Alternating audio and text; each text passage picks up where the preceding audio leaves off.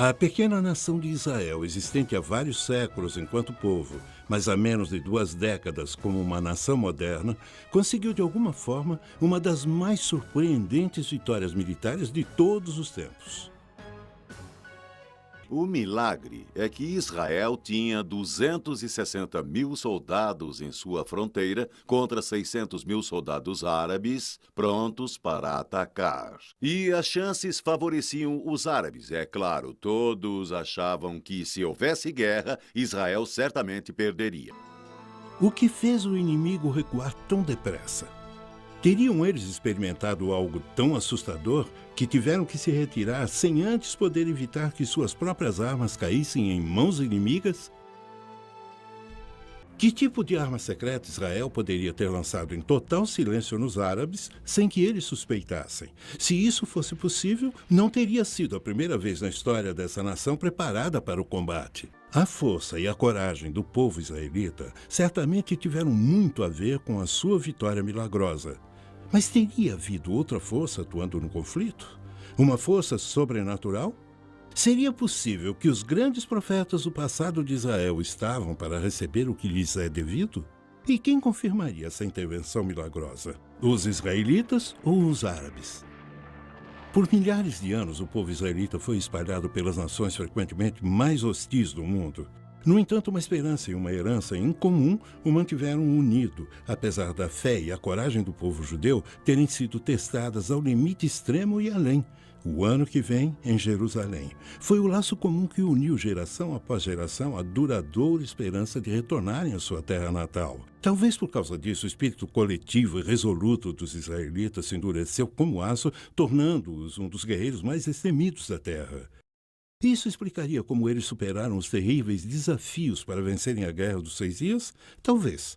Mas também pode ter havido outra explicação. Estou convencido de que houve intervenção divina na Guerra dos 6 Dias.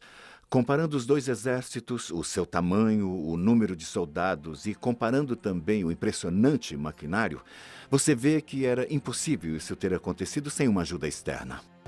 Descobriram que houve vários milagres. Surgimento de soldados que não deveriam estar lá, aparições milagrosas, como descrito por homens como Gerson Salomão, do Monte do Templo, de soldados com uniformes brancos que afugentaram os sírios. Ele conta a história de como eles salvaram sua vida.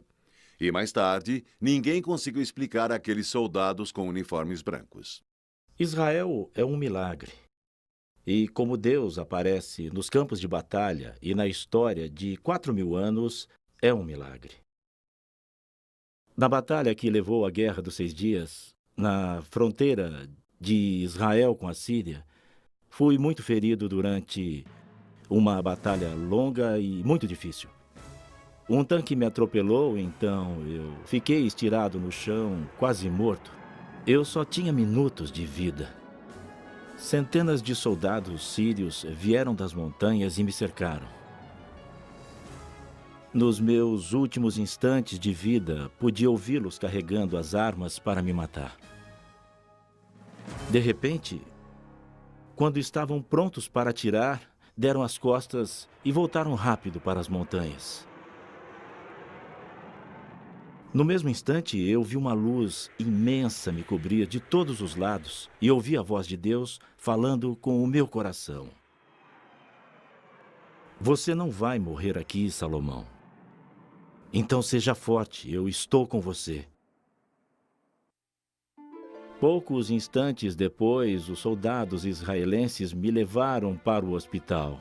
Um fato inusitado ocorreu poucas semanas depois. Observadores das Nações Unidas, que acompanharam a batalha entre os sírios e a minha unidade, vieram me encorajar e disseram: nós perguntamos aos oficiais árabes que comandaram a batalha contra a sua unidade, por que não atiraram no oficial israelense quando tiveram a chance? E eles responderam: não pudemos matá-lo, porque quando estávamos prontos para atirar, de repente, apareceram milhares de anjos. Nós os vimos com os nossos próprios olhos, e a única coisa que podíamos fazer era nos virar e correr rápido de volta para as montanhas. O Deus dos judeus queria esse soldado israelense vivo. Outro grande milagre aconteceu no Sinai, quando um soldado israelense que tinha perdido a sua unidade e estava sozinho, de repente viu uma unidade militar de milhares de egípcios. Eram milhares de egípcios. Quando eles o viram, ergueram as mãos e, de mãos erguidas, andaram até ele, prontos para serem aprisionados. Ele ficou surpreso, não acreditava no que via, mas os levou como prisioneiros.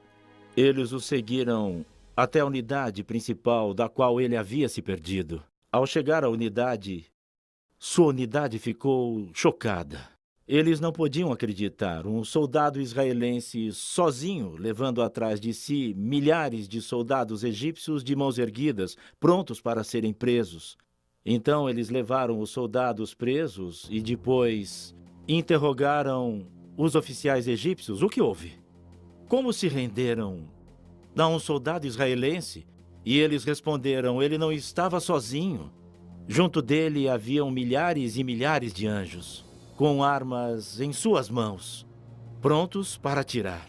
E eles disseram: estamos prontos para lutar contra soldados israelenses, mas não estamos preparados para lutar contra os anjos de Deus.